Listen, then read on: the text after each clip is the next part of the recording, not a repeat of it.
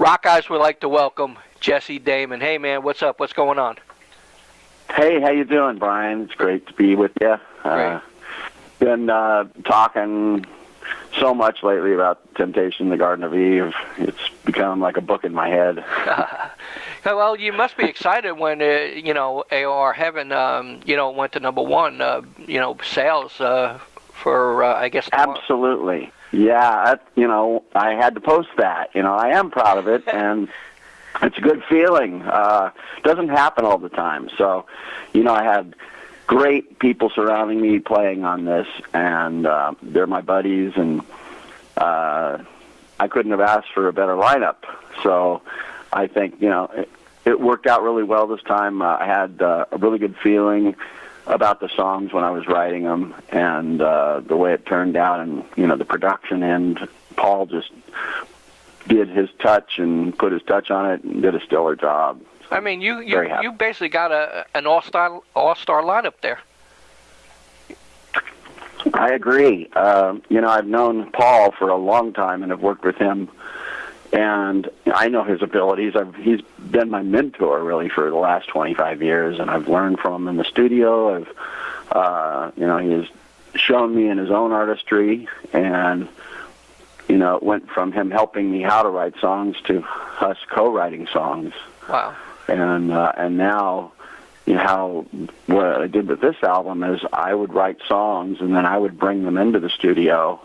They were finished pretty much, but I wanted him to be involved, and he would listen and maybe lift a certain progression up into the chorus, or he'd, nip and tuck a little bit and do his thing, or there might be a line here and there that, he suggested, and if I liked it, we'd use it. So it was even a little bit more in my own hands in the songwriting this time, but it also was a collaboration in the sense he oversaw it also. Cool. Now that's Paul Sabu, Eric Ragno, and Peter Newton. And Eric, great friend. We're both supporters of each other's work and artistry and bands that, he's played with. I mean, gosh, so many different things and so many different sessions. And his pathway is long and rich. And, he's always been a big supporter of Silent Rage or any other projects I've had. He's in the audience after the show. We talk, and he gives me his feedback, and it's always usually positive. And, we do lunch a lot and catch up. And when he knew I was doing this solo CD, he asked me, gosh, is there any room for me to come on and maybe help you? I'd love to play on a song or even a couple songs, whatever you want me to do. I just want to be a part of it. And I said, absolutely, Eric, I definitely want you on. So when we sent him a song, it was magical. We loved what he did with it, and Paul and I, after listening, each of us listening individually, we got on the phone and talked about it and said, let's get him, for the rest of the record. It's just too good of a pairing. So, then the rest of the album speaks for itself. He's got his stamp on it too, and really puts a great mood and great melodicness. It just fit really well. So. Right. Even listening to the first track, Garden of Eve. Eric really is prominent in with the keyboards throughout the CD actually, and I think he did a phenomenal job. I agree, and I thank you for that. I think because he has such great, strong tracks, and I was trying to have this album sound a little more like a band. Once I figured, yes, I'm going to bring Eric on to do the rest of this album. Paul's, had been playing bass on some of the previous songs. When we were cutting it and cutting the demos and all that stuff, and so I said, I want you to stay there and please play all the bass. And, he ended up playing a couple small, some parts on rhythm, but not a lot, but a couple choice parts. And then, because he's comfortable at that position, of course, and in all the backups, it was a fresh surprise. Let's talk about Pete Nudek. Eric actually directed me towards Pete and said, contact Pete. He would probably love to do this. And I knew about Pete being in Eden's Curse and Tainted Nation, and just what a talented guy he is. And I really didn't know about his voice a lot, except hearing him on his own. But I didn't know exactly what he would do, and he just came up with some really good backups. And I guess the songs inspired him too. So it was a really inspirational culmination of the four of us. They all liked the material and loved the songs, and they gave their best because they wanted to be a part of it. And so it was. It wasn't a slack job. It wasn't a, jump on a coattail or anything. It was everybody trying to really kill it, Right, definitely. And even just having, Paul Cebu part of the project got to be uplifting. Absolutely. Well, that's kind of a safety net in a way, and also my choice, because I have worked with some other producers, and everybody has their own style and how they, try to get the best performance out of an artist or out of a band. And, some are very hands-on and, work with me and work with my melody lines, line for line. And some are very vibe-oriented where they hear it and they go, just try this time in this take. And, well, you mean in this part or the section? No, just overall, So you never know what you're going to get from other, but I know what I'm going to get with Paul, and he knows my abilities, so that's what makes it so comfortable and so strong in my feeling and going in. I'm very comfortable with him, and I know what he's going to deliver in the sense of the production. I just, one thing I like a lot is, when you listen to a song, you hear a lot going on, but you hear the meat and potatoes, of course, and you hear the singer, and you hear the vibe and the key and the stylistic song, but there's also other things that are going and playing over the top and in the background and stuff. He's that kind of guy that likes to layer and kind of throw some things in where the second or third time you listen to it, you hear those little nuances. You go to start listening for that, and he definitely does that kind of style. Right. Now, with the disc going to number one on AOR Heaven, does Silent Rage take a back seat, and especially with your 25th anniversary coming, I think, next year? Do you even I don't look at it that way. I was just with Silent Rage this last weekend for a buddy's birthday. Right. And we talked about, of course they congratulate me, and they're supportive, and they're happy that, I do what I do. They know I love to songwrite, and I'm a songwriting kind of faucet that just kind of keeps going. So it's an expression for me to do things on a level where not just I'm in control, but the initial idea that comes out really doesn't change much. It is my expression as a song. Whereas when Silent Rage comes in, and I appreciate and like this style too, but we have, three, or actually our other fourth member, Rodney, he even integrates in now.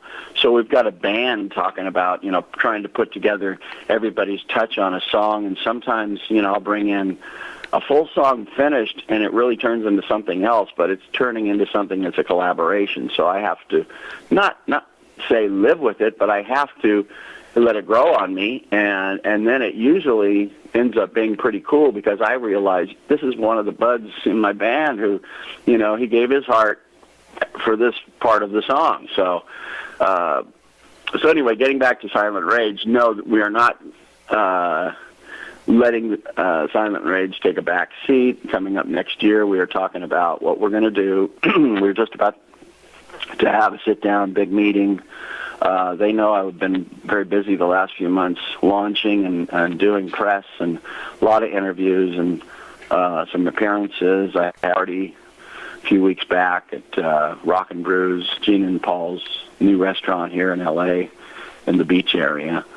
And a lot of friends, a lot of supporters, press, just a lot of people that came. And so I've been kind of engrossed in that. But, there's a time where a record, I'll always promote any of my solo CDs, talking in an interview or whatever. Somebody brings up, The Hand That Rocks, which was my first one, and they want to talk and say, well, there's a song on there that I really love or whatever. I mean, they're all, like any good writer would say, they're all our children or all my babies, So I'll always be talking them up, but I think there's a trade-off point where I do like and look forward to the next, section or project in my life. And of course, Silent Rage has been quiet for a bit, but as we've been quiet alone, each one of us has been writing. So we do have some material, and we just haven't decided exactly how we're going to go about it. If you go for a full-on, besides a reissue and maybe a bonus track or two, that's one thing to do that, and it's great, and it's an homage to the release, and I would take it as far as I would really make it happen with Paul, as far as if we do any new recordings, have him produce it, especially for that recording, right, and then have it remastered. We have been asked to go out and play a couple fests, and a couple things are in the mix.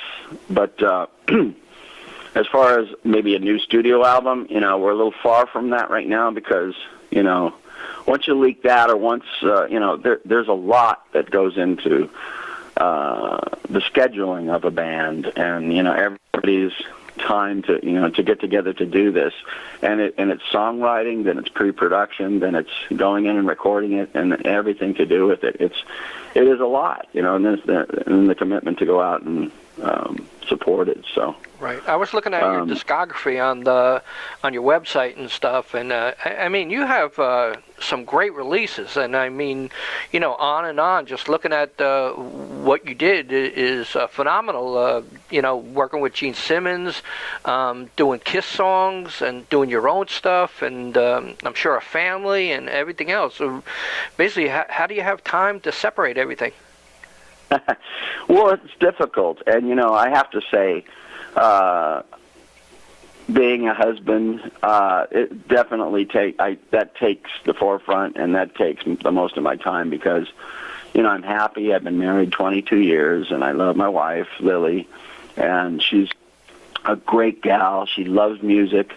When we met, I knew she loved the band, and she was willing to accept that as kind of my other appendage, Right. And she's, along the way been a big help at times. She goes, and I take her a lot of times when I've traveled to Europe or South America or wherever, because I want her to experience it too. Right. And so along for the ride, she steps up, and sometimes she acts on our behalf as a road manager, or she'll be in charge of merch. And she does a fantastic job, not to mention, it doesn't hurt to have a beautiful woman selling your merch and attracting guys and girls alike wanting to, buy something. Right. Wow. So that's a good thing. As far as the opportunities I had with Gene Simmons, I'll always respect him and respect what he, gave me in the way of an opportunity.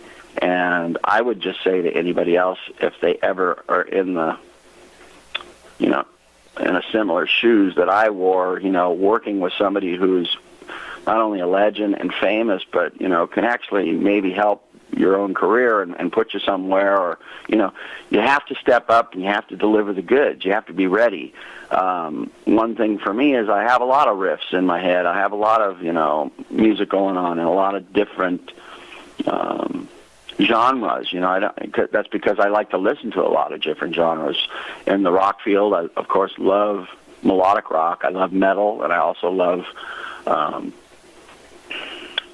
hard rock. I love blues rock. I have actually a new project called Electric Caravan, which is a trio right now. It used to, but we're looking for another member. But that's basically like a high energy blues rock band, and it's another thing that I love to do. So it is very hard to try. I do once in a while see my wife rolling her eyes or in the corner when I'm talking about a brand new thing to do, or but I understand I have to curve it, and I have to definitely keep grounded, with my personal life, and I know that's the most important thing to me. So right. And do you have a day job? I do. I've actually been fortunate enough to have a tandem career, my whole career. Wow. I am a third generation set lighting electrician for motion picture. Wow. And television and commercials and videos.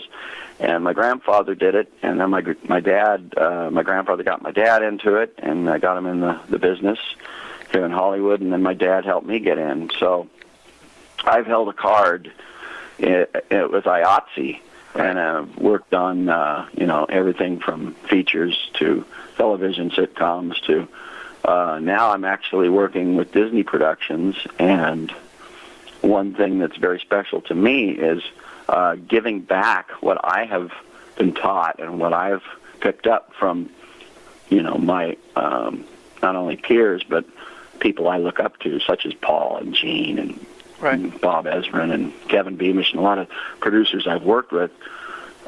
And in the songwriting sense, I like to give back and teach some of these younger artists who are up and coming and putting a band together. Show them how to do a couple of ways to write a song, and show them. In fact, what I did was I mentored one of the actors on the show I'm working on, and he's the star of the show. And he saw me just playing in the corner one day on stage and said, "I like that style. You sound like Slash or Eddie Van Halen or Randy Rhoads or something." So he goes, "Can you show me?" So for the last couple seasons, I've showed him, and he's really excelled. And because he's an actor, he retains a lot. So he's now got his own band going, and he's looking for me to help kind of co-produce and get him in the studio and start writing so he can put a CD together. So cool. And what's the name of that band? Things like that really, that's just another thing I'm involved in. But that to me is kind of it's a passion that drives me, because I feel I'm also doing something to pass down and keep melodic rock and keep rock and roll alive, to the next generation. Cool. And what's the name of the band? Well, they're going right now. It's a name that's common that another band is out with, and they're going to change it, but they're going by Fair Warning. Cool. And I said, well, not only that's a band name for a tribute band here in LA, but that's also a melodic rock band name that's already out with products. So you're going to have to come up with something else. But they've done all right, just locally here, in Hollywood, and they're having a good time with it. But that's another thing. Say 5-6 years ago, I was out in Jesse Damon band performing out and touring and doing some live dates, and my guitarist at the time was 19, and this kid was so good and so articulate and so mature for his age. I didn't care his age. He looked great. He played unbelievable, and he was responsible. And, we each actually learned things, from each other, because he was actually a Guitar Institute technology grad. Mm-hmm. So he had, some really nice chops, and I thought that's really cool. And he actually came up to me at a gig and said, "God, I really like your style, Jesse. Would you let me sit in with you guys or something?" And it just developed a friendship, and from there, my guitarist at the time left, and so I asked him, "You want to start doing some shows?" And he said, "Yeah." So it's another, opportunity that, you just go for, and you try it. If it doesn't work, then you move on. And what would you recommend, like, if a new band was coming out and they asked you, "Hey, Jesse, do you have any recommendations in the music business, what to do and what not to do?" Can you tell me anything? Yes. I would say whatever that person or that collective group loves, whatever is their favorite thing to play, to stick with that. Don't try to jump on a train of a trend that's going on. Right. Now, you can also learn from trends and maybe grab a nuance, but you don't want to put your whole artistry into being a copycat of something that's already been done, in the sense of, a particular style artist, and you really like them so good that you're going to just copy everything they do. No, you need to find your own identity, and that is really the most important thing. if you have a good singer in a band, and especially if the singer has somewhat of a unique character, that's a head start already. So if a band's looking for a singer, I would say for them to try to find somebody who's unique. You might, go through 10, 15 singers. They all sing great, high tenor or strong vocal or whatever, but there was one that really had a unique voice.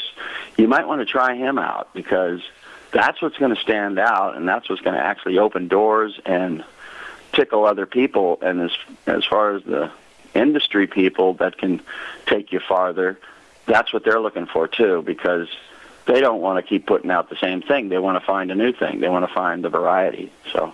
Right. So are you working on any new material at this point? Yes, absolutely. Yeah, I've been writing, and I've said, it's funny because I'm just so overwhelmed about, the reviews and people liking Temptation and the Garden of Eve that it motivated me to start writing material again. Cool. And it's what I do too when I have time and I'm sitting around and I've got a morning or I've got an afternoon or the wife's not here or something. I can grab a guitar and so a lot of songs have been coming. And not only that, I've also wrote some stuff for Silent Rage, and there's a lot of songs that could cross over. And some of the stuff I used for the solo material, some of them could be a Silent Rage song. Great. But some of them also are a little bit more, personal in their storyline. Or it might be a little bit too, just a little bit lighter in feel. So, not that Silent Rage couldn't take it and heavy it up, but that wasn't my original vision, so I probably would hold that song back. So, take, for instance, off the album, I probably, the song Chance for Us wouldn't be a Silent Rage song, and neither would Wishing Well. Right. But I think Angel in the Starlight as a power ballad could have been. Cool.